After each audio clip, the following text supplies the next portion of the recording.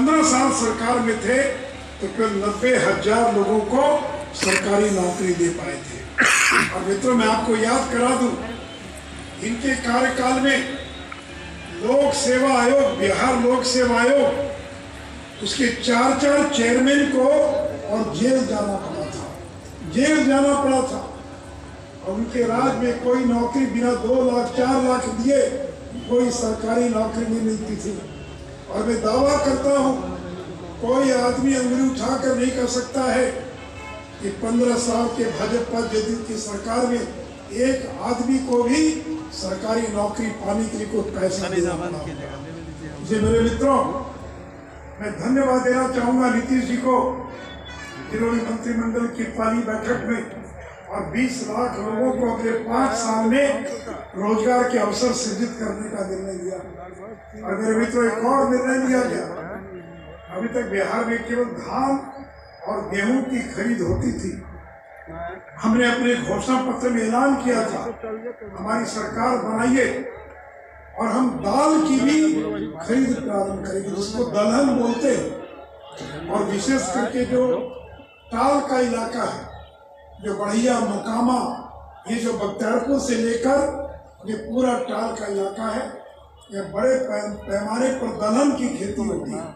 लेकिन तक दलहन की खरीद नहीं होती थी, लेकिन हमारी सरकार ने निर्णय लिया है कि बहुत जल्द हम बिहार के अंदर दलहन की भी खरीद प्रारंभ करेंगे।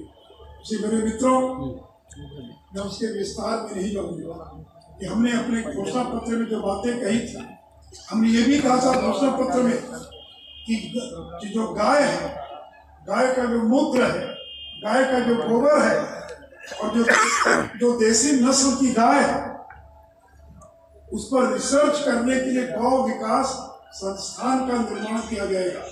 और मुझे खुशी है कि मंत्रिमंडल की पहली बैठक में यह भी निर्णय लिया गया है कि गौ विकास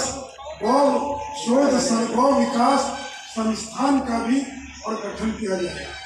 तो मेरे मित्रों, आज हम किसान भाई भी बड़ी संख्या में यहाँ पर इकट्ठे हैं। और आपको मालूम है कि दिल्ली की पंजाब से लगी जो सीमा है, वहाँ पर पिछले 20-22 दिनों से किसानों का आंदोलन चल रहा है। और आंदोलन क्यों चल रहा है, वो कहते हैं कि नरेंद्र मोदी की सरकार ने जो 3 कृषि कानून लाया है, उसके विरोध में हम आंदोलन कर रहे हैं। मेरे मित्रों, मैं आपसे जानना चाहता हूँ, ये कानून तो केवल पंजाब के लिए नहीं था, पूरे देश के लिए था, तो बिहार में विरोध क्यों नहीं हो रहा है? मैं अभी हरीश भाई से पूछ रहा था, इस नए कृषि कानून का यूपी में कोई विरोध है क्या? कोई विरोध नहीं, मध्य प्रदेश में नहीं, बंगाल में नहीं, आसाम में नहीं, उड़ीसा में नहीं, कांग्रेस शासित राज्य राजस्थान में नहीं। तो आखिर क्या कारण है कि केवल एक राज्य के लोग इस कृषि कानून का विरोध कर रहे हैं? अगर ये कृषि कानून किसान विरोधी होता तो बिहार के अंदर क्यों नहीं विरोध होता? और मेरे किसान भाई, मैं आपको बता दूं कि इन लोगों ने बिहार भारत बंद का आह्वान किया था। गया में भी भारत बंद हुआ होगा, लेकिन कोई किसान सड़कों पर आया? एक भी किसान मजदूर भारत बंद के अंदर सड़कों पर दिखाई नहीं पड़ा। और कौन लोग थे सड़क पर? तो राजद के लोग, कांग्रेस के कार्यकर्ता, वामपंथी पार्टियों के कार्यकर्ता। अगर ये किसान विरोधी कानून होता और नरेंद्र मोदी की सरकार अगर किसान विरोधी होती तो बिहार का किसान भी सड़कों पर दिखाई पड़ेगा। और नेता प्रतिपक्ष इतने हताश हो गए कि भारत बंद में भी शामिल नहीं हुए। नेता प्रतिपक्ष ने भारत बंद का आह्वान किया था, बिहार में भी करेंगे, लेकिन कई सड़कों पर, पटना की सड़कों पर तेजस्वी यादव दिखाई नहीं पड़े। और एक रात पहले ही जो दिल्ली चले गए तो आज तक लौट कर नहीं आए। ये कैसा विपक्ष है, ये कैसा आंदोलन है कि आंदोलन की घोषणा करने वाला बिहार छोड़कर भाग गया? ये कैसा आंदोलन है? इस आंदोलन में कोई किसान सड़कों पर दिखाई नहीं पड़ा। और मैं तो चुनौती देता हूं, अगर हिम्मत राजद कांग्रेस में, और अगर ये कानून किसान विरोधी है, तो पटना के गांधी मैदान में 10,000 किसानों को भी अगर इकट्ठा करके दिखला दे तो मान जाएंगे कि आंदोलन ये किसान विरोधी मेरे को यहाँ पर बैठे हुए डॉक्टर प्रेम कुमार जी कृषि मंत्री के नाते काम किया। केंद्र की सरकार और बिहार की सरकार ने जो काम किया है आज उसी का परिणाम है कि आज बिहार इतना तेजी से विकास कर रहा है। मेरे मित्रों, हमने बिहार देश का पहला राज्य है जहां किसानों को जो भी राशि दी जाती है अनुदान की सब्सिडी, कोई राशि नकद नहीं दी जाती है, सारी की सारी राशि उनके बैंक खाते में और स्थानांतरित की जाती है। और मैं आपको बताना चाहूंगा कि बिहार में 1,64,00,000 किसानों का हम लोगों ने निबंधन करने का काम किया है और वह भी आधार पर आधारित है। बिना आधार नंबर के एक भी किसान का निबंधन नहीं हुआ और जो भी पैसा हम देते हैं किसान के खाते में वह सारे बैंक खाते वो आधार से जुड़े हुए हैं। कोई बिचौलिया नहीं, कोई दलाल नहीं, कोई कमीशन एजेंट नहीं, जितना पैसा भेजते हैं सीधे उनके खाते में जाता है। और मेरे मित्रों में आपको बता दूं, पीएम किसान निधि कांग्रेस ने ऐलान किया कि हम किसानों का कर्जा माफ कर देंगे और 53,000 करोड़ का कर्जा माफ किया।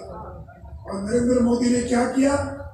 नरेंद्र मोदी जी ने कहा कि हम हर किसान के खाते में हर साल 6,000 रुपये भेजने का काम करेंगे। और आपको मालूम है 12 करोड़ किसानों के खाते में 75,000 करोड़, एक साल के अंदर 75,000 करोड़ ये नरेंद्र मोदी की सरकार ने किसानों के खाते में भेजने का काम किया। और मेरे मित्रों, बिहार के अंदर भी 80 लाख किसानों के खाते में अभी तक 6,000 करोड़ रुपया पिछले 2 साल के अंदर और नरेंद्र मोदी की सरकार ने भेजने का काम किया है। 80 लाख किसान।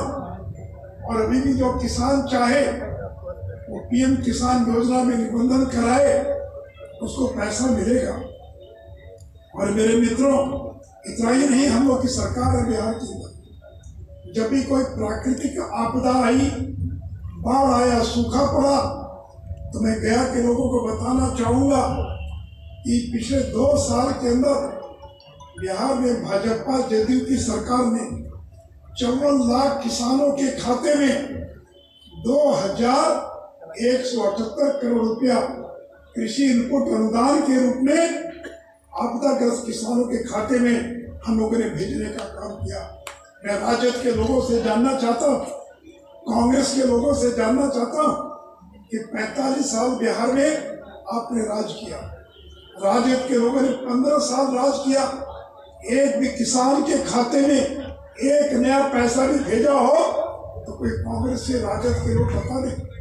लेकिन सूखा पड़ गया, अकाल हो गया, बाढ़ आ गई, हम लोगों ने 2,178 करोड़ रुपया 2 साल में किसानों के खाते में भेजने का काम किया।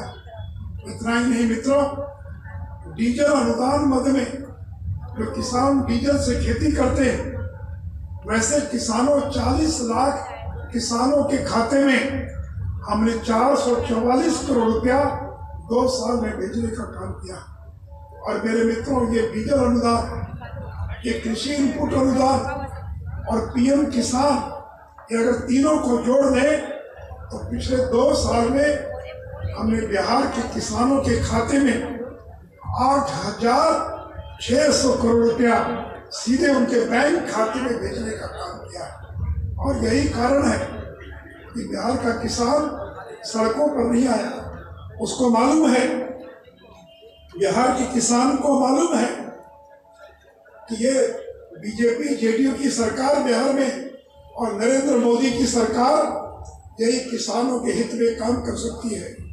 मेरे मित्रों, मैं आपको बताना चाहूंगा, 3 माह पूर्व, चुनाव से 2 महीना पूर्व हम लोग कैबिनेट ने एक फैसला किया बिहार की सरकार ने कि बिहार के अंदर जो लोग मखाना, फल, सब्जी, शहद, मक्का, बीज और चाय और औषधीय पौधे, इनका जो उद्योग लगाएंगे, अगर कोई शहद आधारित उद्योग लगाएगा, मक्का आधारित उद्योग लगाएगा, सब्जी पर आधारित उद्योग लगाएगा, औषधीय पौधे पर आधारित उद्योग लगाएगा, तो उसको 15% से लेकर और 30% का अनुदान दिया जाएगा। और से मैं आपसे भी आग्रह करूंगा मेरे मित्रों, देखिए, अगर किसान की आमदनी बढ़ाना है तो केवल धान और गेहूं की खेती करके किसान की आमदनी नहीं बढ़ाई जा सकती। जब तक किसान मछली का उत्पादन नहीं करेगा, जब तक किसान सब्जी पैदा नहीं करेगा, जब तक किसान अपने खेत में वृक्षारोपण नहीं करेगा, पशुपालन नहीं करेगा, तो तक किसानों की आमदनी नहीं बढ़ सकती।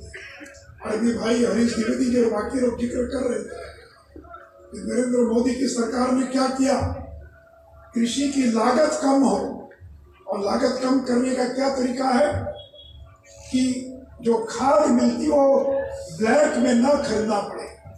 और ये नरेंद्र मोदी की सरकार है, इसे नीम कोटेड यूरिया, ये सारा का सारा यूरिया ये केमिकल इंडस्ट्री में चला जाता था, दूसरे उद्योगों में चला जाता था। ये नरेंद्र मोदी की सरकार आई और नीम कोटेड यूरिया के दाने पर नीम लगा दिया गया, ताकि उसका इस्तेमाल खेती के अलावा दूसरे किसी काम पर न हो सके। ये नरेंद्र मोदी की सरकार थी, का जितना यूरिया चाहिए हम देंगे। हमने काला बाजारी को बंद कर दिया। और मैं बिहार के किसानों को बताना चाहूँगा कि कांग्रेस राजद के जमाने में बरौनी में जो खाद का कारखाना बंद हो गया था, ये नरेंद्र मोदी की सरकार है, 6,000 करोड़ रुपया खर्च कर बरौनी में खाद कारखाना फिर से चालू किया जा रहा है। अगले 1 साल के अंदर बरौनी का यूरिया खाद कारखाना चालू हो जाएगा। और बिहार के किसानों को हमें यूरिया के लिए बिहार के बाहर झांकना नहीं पड़ेगा। जितनी यूरिया चाहिए हम बिहार के लोग, यह है नरेंद्र मोदी की सरकार। और मित्रों, डीजल से आप खेती करते हैं, कितना खर्च आता है। और मैं आपको बता दूं, नरेंद्र मोदी और बिहार की सरकार ने पहले घर घर बिजली पहुंचाने का काम किया, और अब हमने निर्णय लिया है, हमारे घोषणा पत्र में शामिल था, अगले 5 साल के अंदर एक भी किसान नहीं बचेगा जिसके खेत तक बिजली पहुंचा कर नहीं दिखलाएंगे। अब बिहार का किसान डीजल से खेती नहीं करेगा, बिहार का किसान बिजली से खेती करेगा। अभी तो किसान के घर में बिजली गई है, किसान के खेत में बिजली नहीं गई है। और आपको बता दें, अगर डीजल से खेती करेंगे तो 1 एकड़ में सिंचाई करने में अगर 200 रुपये खर्च होता डीजल से, तो बिजली से खेती करने पर फिर 20 रुपया खर्च आएगा, फिर 20 रुपया खर्च आएगा। अभी तक बिहार में हम लोगों ने 1 लाख से ज़्यादा किसानों को खेती के लिए बिजली का कनेक्शन दिया है। लेकिन अगले 5 साल के अंदर एक भी किसान नहीं बचेगा और एक भी खेत नहीं बचेगा जहाँ हम बिजली पहुंचा कर नहीं दिखलाएंगे। और बिजली का दाम कितना लगेगा मित्रों? 1 यूनिट बिजली का खर्च आता है 6.5 रुपया, लेकिन हम किसान से कितना ले रहे हैं? केवल 65 पैसा प्रति यूनिट हम सिंचाई के लिए और देने का काम करते हैं। और मित्रों, बिहार के अंदर पानी की कमी नहीं है, बिहार के अंदर पर्याप्त पानी है। तो अगर बिजली सस्ती मिल जाए, अगर खेती के लिए सिंचाई सस्ती हो जाए, खाद सस्ता हो, बीज सस्ता हो, तो फिर किसान की आमदनी और बढ़ेगी। और से मित्रों, मैं एक बात और बता दूं, बिहार आपको मालूम है ये कृषि प्रधान राज्य है, और नरेंद्र मोदी की सरकार बनते ही ये कोई फंस रहा है।